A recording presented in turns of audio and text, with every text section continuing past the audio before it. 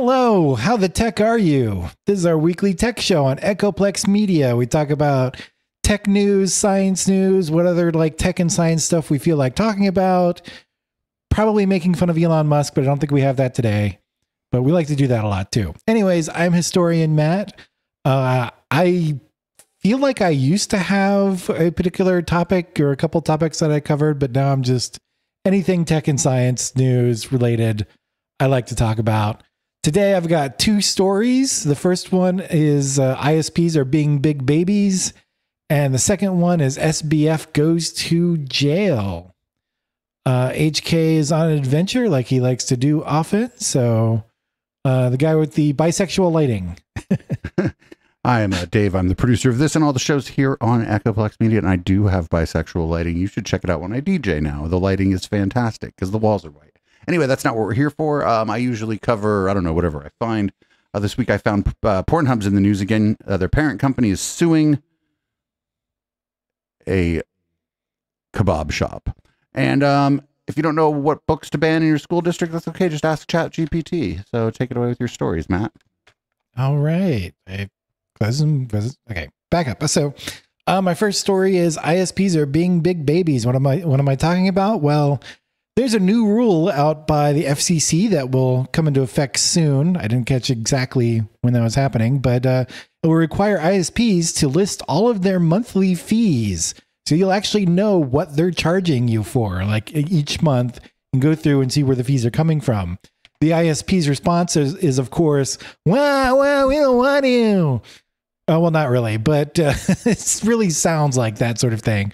Really what they say is the ISPs are claiming that the rules would add unnecessary complexity, which pretty much sounds exactly the same as the other thing I said, but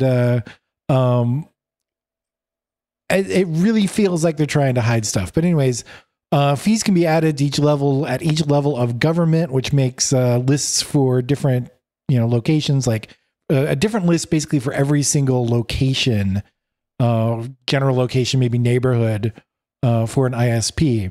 So of course, like each, city, town, I don't know, you may have added fees for a particular neighborhood, probably not, but you have fees for state and federal government levels can be added on top of that. So they have to list all that. And it seems like, why would they not worry about that? Like, why would they, you'd think they'd want to list those saying, hey, look at all these fees that the government is making us add on. It's not us. It's these governments. Well, the reason is they have these discretionary charges, or at least one of the reasons are these discretionary charges, which are basically fees that the provider collects from customers to recoup costs associated with government programs. But these programs and these costs are, the government is not requiring the ISPs to collect. So these are basically like fees that the ISPs are just taking that they don't actually have to do to cover costs that come from certain government programs. Best I can explain it. What do you think? I'm waiting for the compliance with fee regulation fee.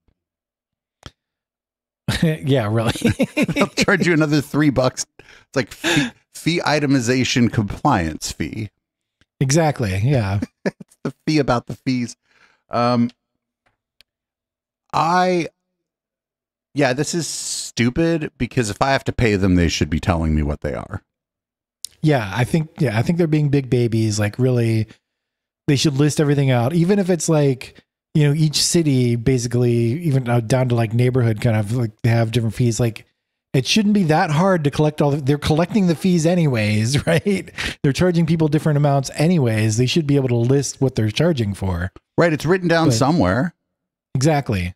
Yeah. It shouldn't be that hard, but it's obvious what they're doing is they're hiding what they're charging customers. And they don't want to be, they don't want to make it clear. Right. Customers will complain. Maybe what they're trying to do here is they're assuming that you will think that the additional fees are all like government compliance fees if they don't itemize them. Right. So they're probably charging fees that they just are adding on for whatever reason. But I think a lot of them are these like discretionary fees that they're trying to claim from the government, but really they don't actually have to charge them or just doing it to, you know, charge more money. And I'm sure if they start listing it out, people will start calling them out on that sort of BS. You know, that's crazy because when I had fiber from AT&T, my bill was just $55. Yeah. That's pretty much what I have right now. Although I pay more than that, but I got like the highest tier. Right. AT&T. So, and I've been very happy with it. Yeah, I got the lowest tier. I'm like, your lowest tier gives me how much upload? Yeah. I was like, yes, please. Yeah. I get really good upload and download speeds. But what I think they're doing is I think they're not charging additional fees, and they're eating some of, well, not eating necessarily, but just including government fees in the cost, probably because they're, you know, playing catch up, even though they have a better service, right? They have to play catch up in a lot of places where their cable is kind of the standard. And if you're not getting your TV bundled through them, maybe some people think it's too big a pain in the ass or whatever. But I'm okay with them not listing the fees if they just eat them. Like, you know what I'm saying? If they, they say you get this for $55 and then they just bill you $55, then I don't care that if they itemize it. But the thing is, they're talking about the cable providers. Well, the cable providers say, you know, your bill for this is going to be 70, and then you get your bill and it's not 70. Yeah, it's like 90, and you're like, what? Yeah. So how did that become 90? I would be okay with a carve out on this if they told you what your bill was, and then that was exactly the bill, unless you, you know, needed extra, you know, but then they would bill you for those and have to itemize that. But like anything over like the stated amount that you have to pay, they should absolutely have to itemize. Yep. Yeah. They're big. I don't know. We're dying for, you know, we're dying for competition in high speed internet in the United States.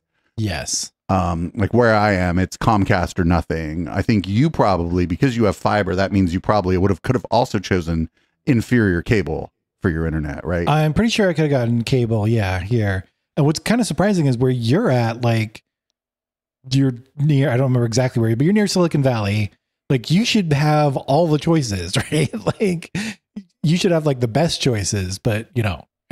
Well, where I was, I think, you know, where I was initially, or where I was a year and a half ago or whatever, Campbell, I think I got more choices because where I was very dense. It was very dense and kind of high socioeconomic. And so for a company like AT&T, it was a no brainer to roll fiber out there. Right. Where I was at before, right before this, it was less dense and a little less high socioeconomically, even though it was all single family homes. A lot of them were rented, and like the apartments there were cheaper. And where I'm at now is probably a little more dense than South San Jose, and maybe even a little higher socioeconomically, but not dense enough that it's worth it, I think, for AT&T to roll out fiber necessarily right away.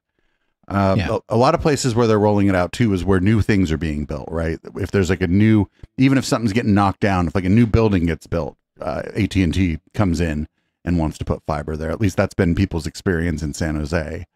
And so when that makes sense, if there's a new building being built, they're not building low income housing anywhere. So it's like you're getting a brand new apartment, you're paying more for it. So we want you as our customer.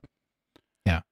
So I have no idea how I got AT&T fiber here, because this is older houses. They're not even close to as dense. You know, I'm, as I said, like a mile down the road are cows, so it's not exactly a dense area.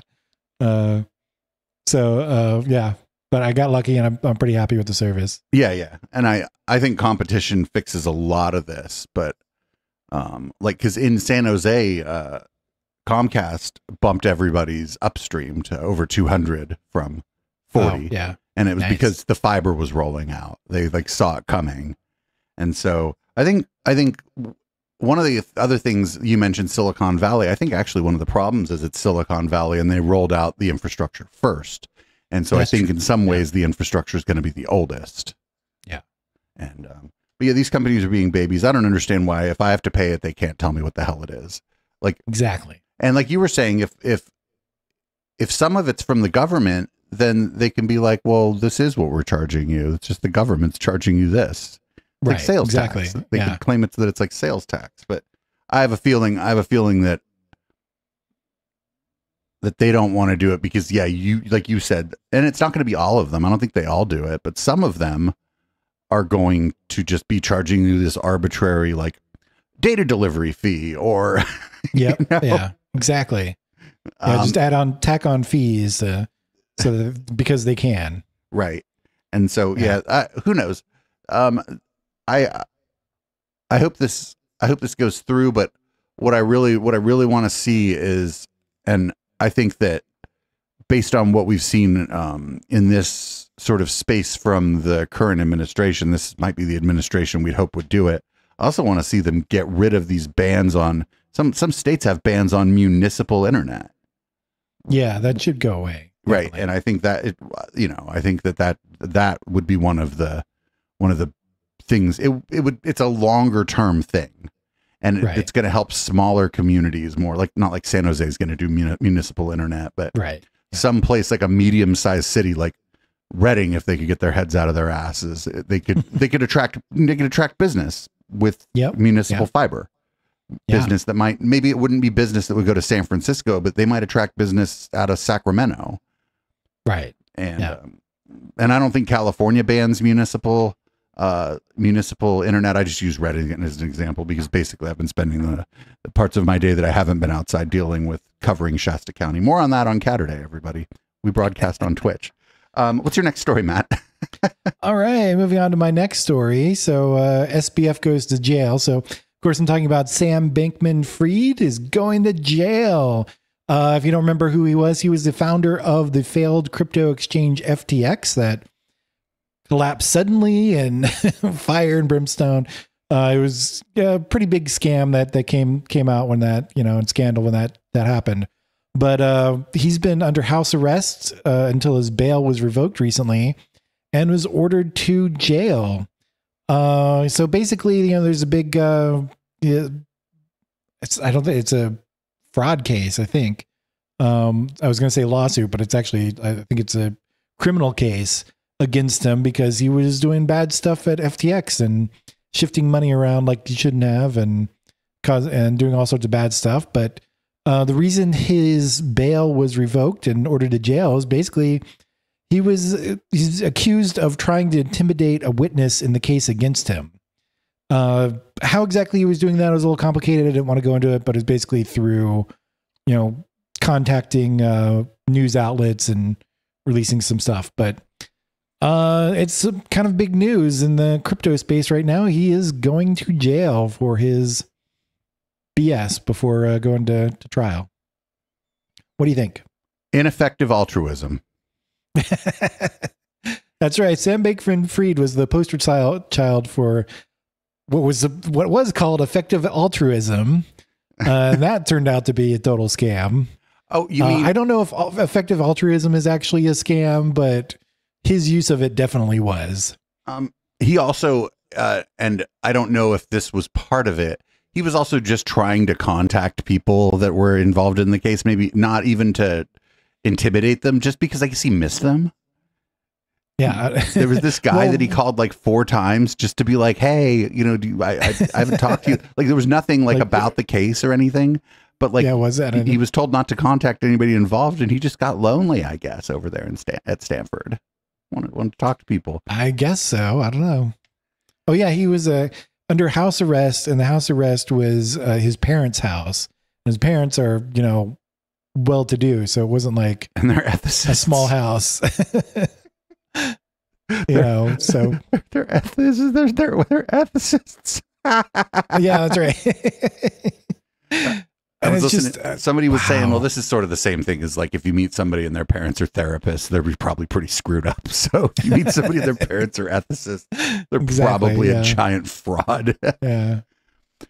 Yeah. It's kind of surprising to me. It's kind of surprising because I saw a lot of interviews with him before this whole thing went down, and now I understand like what he was doing, but at the time it seemed like he was fairly regular, honest kind of guy, but obviously now that was all a front, and he's just constantly doing stuff that later gets himself in trouble now. But very unethical person. Yeah, I didn't know much about him before, but I had heard about this idea of effective altruism, and the first step 1 is make a bunch of money for yourself, and I'm like, oh, that's convenient. Yeah. I'm like, wait a minute. Yeah. Wait I don't a minute. know. Like that's what he was doing basically, or that's his claim was he was going to make a lot of money and then give it all away.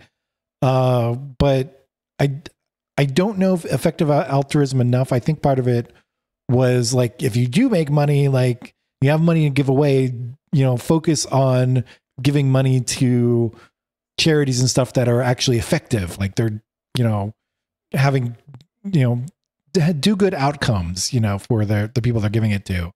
Some of that is kind of, some of it has kind of a libertarian bent where you're not giving to charities to just, give somebody a fish, right? You're teaching them to fish, right? Instead of giving them a fish, kind of thing.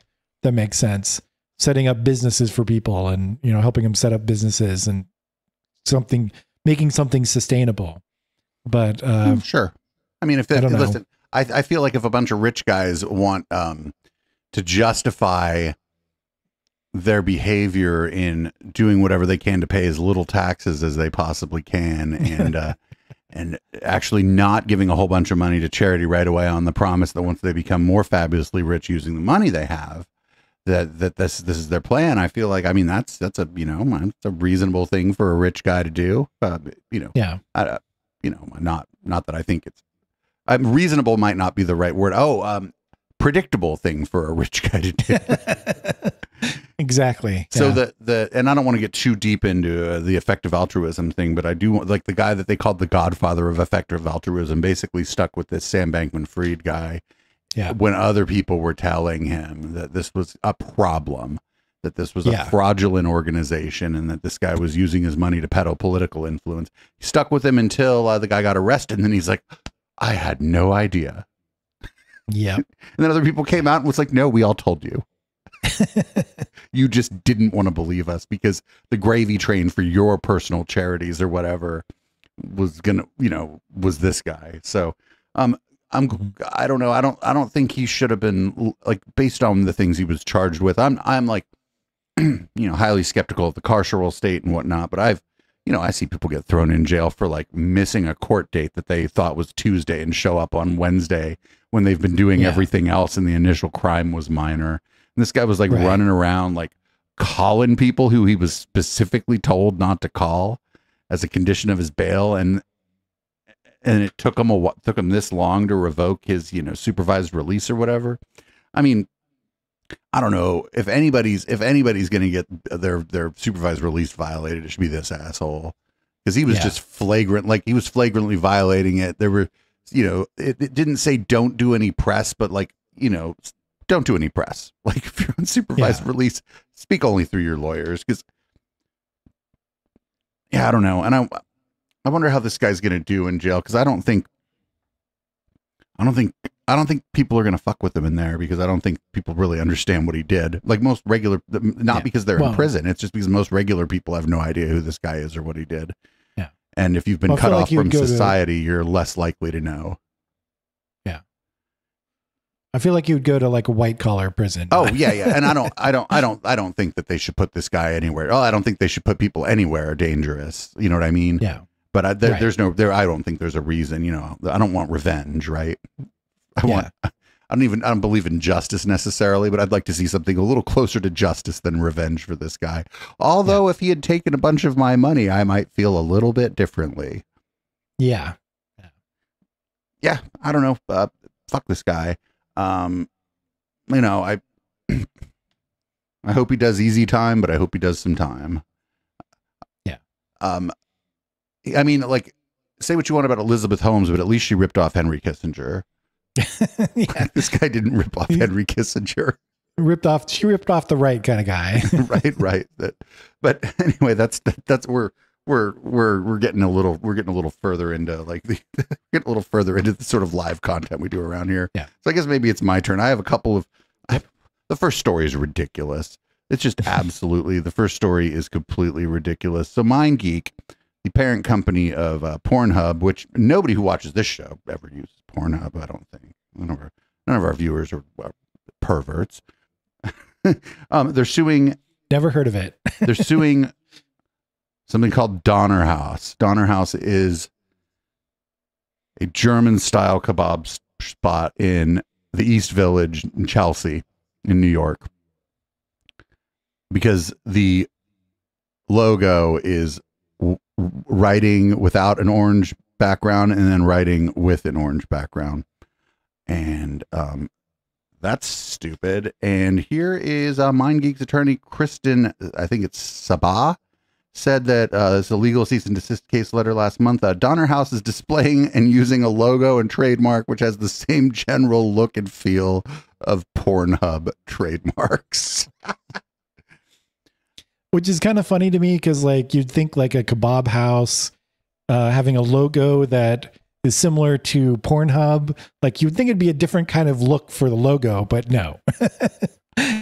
It's a really stupid, basic logo. Like, I mean, it's distinctive, but seriously, I don't know if I would have thought PornHub when I saw it. I definitely would not. And I mean, we're familiar with the logo here. You know, we were joking around. Yeah. Of course, people look at pornography and everybody knows what PornHub is, but I don't think I would have thought of that. Somebody might have said, hey, that looks like the PornHub logo. And I'd be like, yeah, kind of. I was like, yeah. Is it any good? It'd be great. It'd be better though if it would have been like a German sausage place. I think that would have been, yeah. At least they would have had a bit more of a case, right? They'd been like, they do sausage, we do sausage, like different kinds. Yeah. But well, yeah, and that's the other thing. Like, they're in different industries, and usually there's a lot of leeway if they're completely different industries. Then like trademarks, or there's a little more leniency there because you're not going to get confused.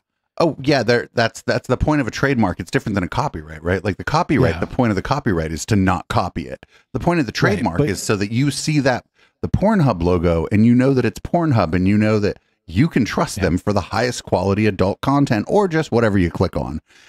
Yeah. And usually the logos are trademark, not copyright. Right. And does it say?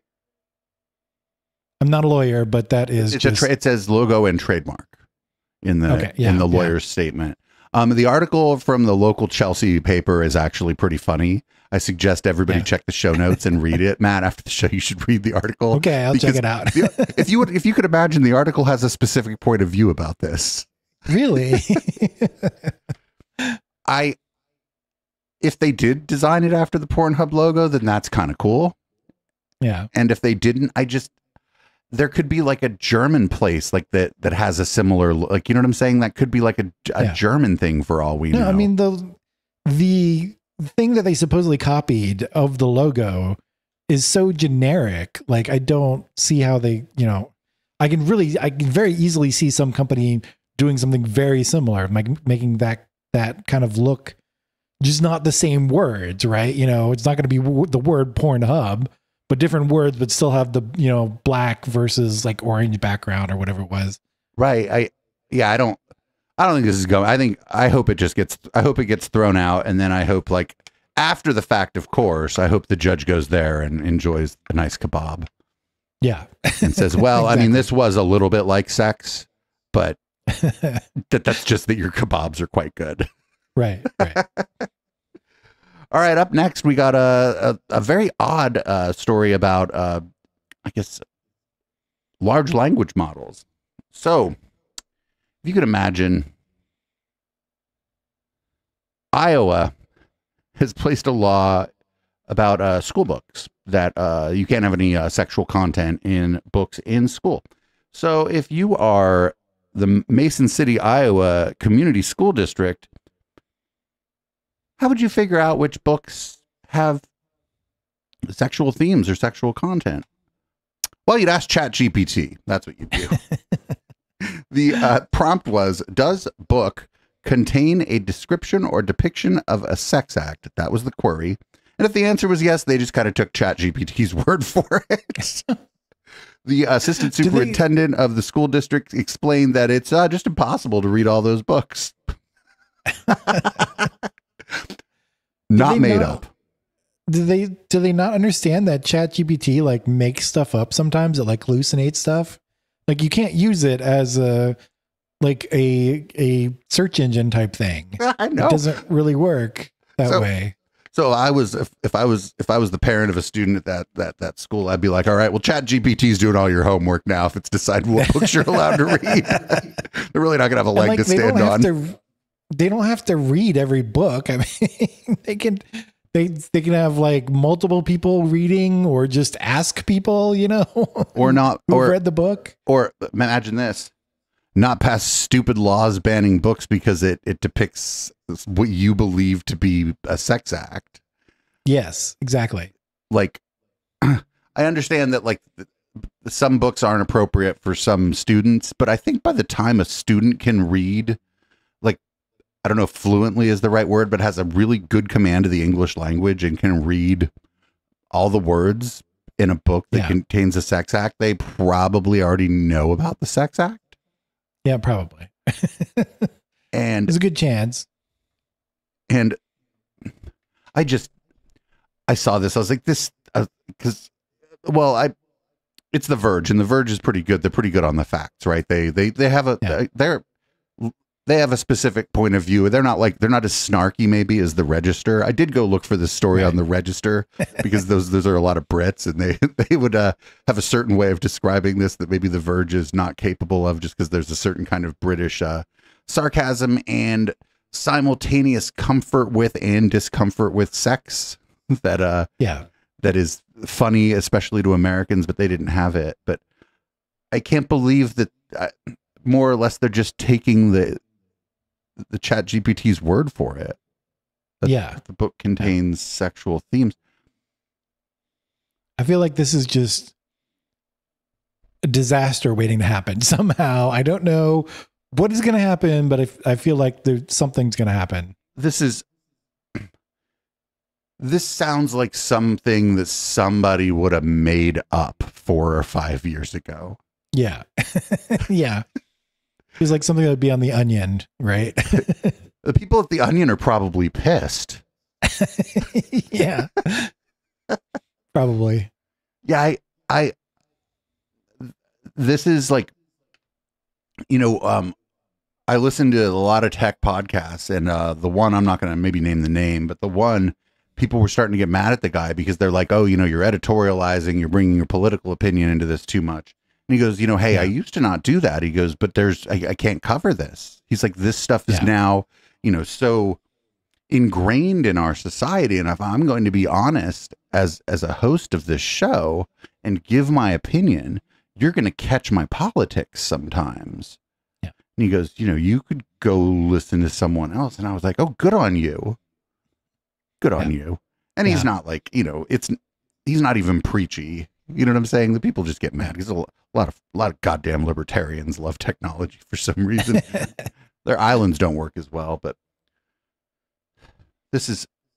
I think that no political podcast for this show lasted one episode. And then we started getting politics in our show. You can't not do it. Just cannot get away. Even like the local music show, because the bands, their music a lot of the time was political. Yeah. And so they ended up talking about their music and the politics of their music. And there was no way this show could, especially with everything that's going, you're like, let's do a tech show and never ever bring up politics. I'd have been like, what the hell are you talking about? I know. This is such a big part of our lives now. It's not like back in the day, like when maybe you had MySpace or whatever. Now it's like, right. Yeah, you have a supercomputer in your pocket and you can't avoid this stuff. And there's now like elderly people, I don't know if elderly, retired people, let's say, but not retired like you. I mean, actually old, Matt. Oh okay. not lucky at the casino retired, but exactly. Did their time retired. But there's people like that. Like I've had to tell my parents to put away their phones.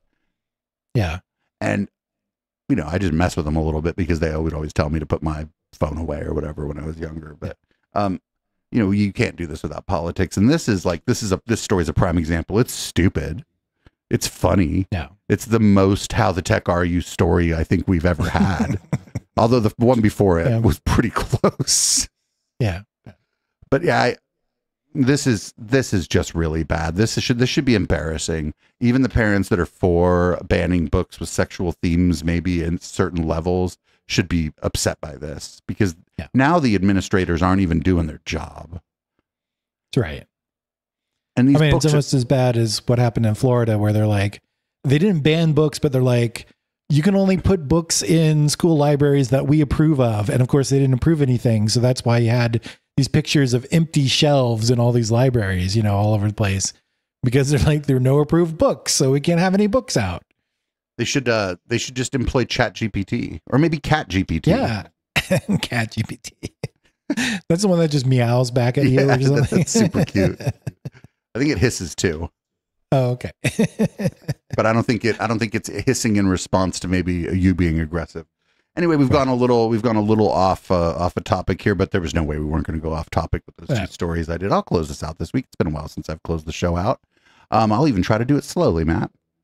Good. So you can put the lower thirds in. This has been How the Tech Are You. We do this every week. We try to put it out Wednesday. Matt does a pretty good job of getting the video out Wednesday.